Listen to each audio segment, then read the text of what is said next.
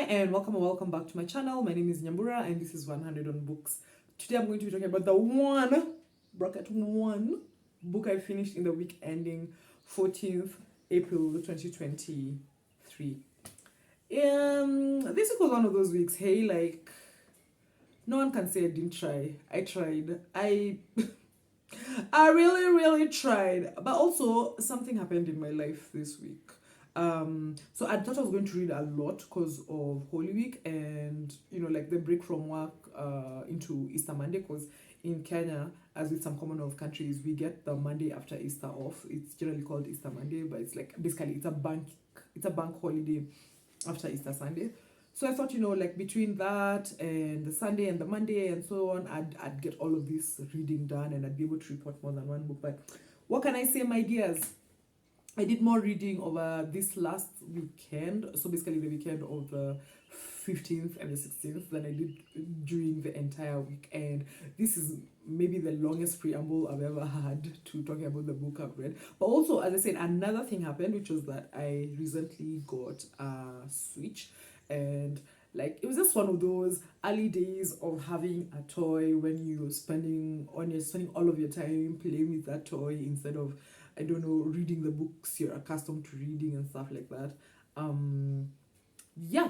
So after that long preamble, ladies and gentlemen, fadies and gentlethems, boys and girls, the one book I finished this week was Rest is Resistance, a Manifesto by Tricia, Hersey, which is read by the author. It's what it says on the tin, really. Rest is resistance. It's resistance against anti-blackness, white supremacy, capitalism, all of that stuff.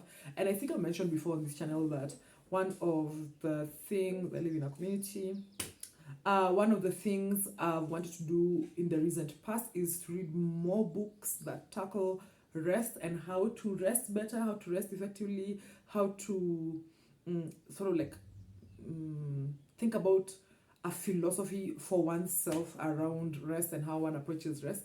And for those of you who don't know, Tricia Hersey runs this organization called the NAP Ministry. She calls herself the NAP Bishop.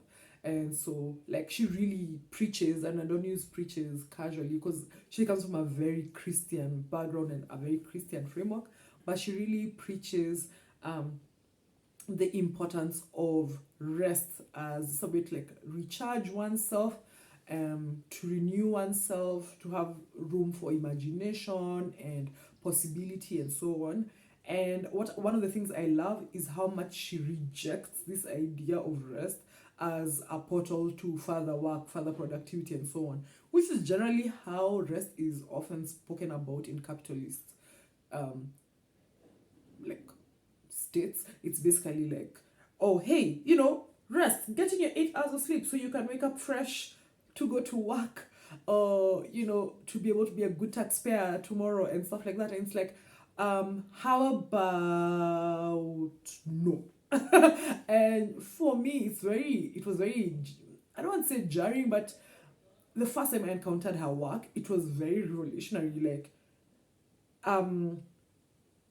especially because self-care and all of these ideas have been co-opted by, again, capitalist enterprises. So it's basically like, buy this candle for self-care, buy this for self-care, go have a retreat for self-care. And for her to be like, hey, rest doesn't even have to be sleep or a nap or something. It could also just be like a moment of, quiet. It could be you, like, say, just taking your time, having your tea or having your cocoa in my case, or walking slowly, or just luxuriating in like maybe putting some lotion on your skin or something like that. So nothing huge, but a moment of pause.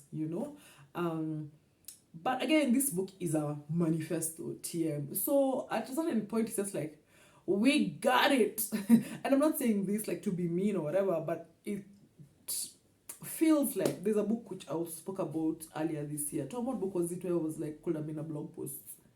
The one about the age of infinite browsing and what have you. I'll post a picture of the book here. But yeah, with some of these books, sometimes I feel like there's only so much you can expand a certain idea before it's like, see, we got it. Like, I think there's also something about ideas you've already encountered that makes it almost repetitive to see them expanded. But on the flip side, I appreciate having this documented in this way because there's something about books still that makes them different, say, from Instagram or Facebook or Twitter, where her work is also present, or even the internet broadly defined, because we don't know what's going to be around tomorrow. I mean, after, Elon Musk bought Twitter for like 3 days, everybody was acting like it. We were all a bunch of rats who were trying to jump off of a sinking ship or something like that. And if the platform disappears, then all of those fantastic tweets she's written disappear with it. So it is refreshing to be able to have a place where we can come back to these ideas. In the same way, for instance, she references Audre Lorde a lot, who has this idea of like self-care is a radical act. Basically, it's not an act of indulgence. Like, it's a chance for you to take care of yourself in a way that, for her as a black lesbian woman who had a mastectomy and all of those things, she was living in a world that did not regard her as fully human and so on. And so it's like, hey, I love myself, I choose to show up for myself. And so Tricia Hersey sort of like situates rest in that sort of like thought framework. So yeah, that's the one book I finished in the week. I mean, I feel like if you've not encountered the NAP Ministries work in the past, this is going to be a really great primer and a really great exploration of the ideas. If you already follow them on Twitter or Facebook or Instagram or whatever, like, it's a nice book to get a copy of and like highlight some of those ideas and so on. But it's going to be one of those ones you can skim. So if you follow them on their accounts, feel free to borrow the book. I highly always recommend borrowing books, as you know. So yeah, that's it from me. Thank you so much for watching. Please like, share, subscribe, and all the good things. And also tell me what you read in the week ending the 14th, if you had better luck than me with my one book. So that's it. Bye. Take care.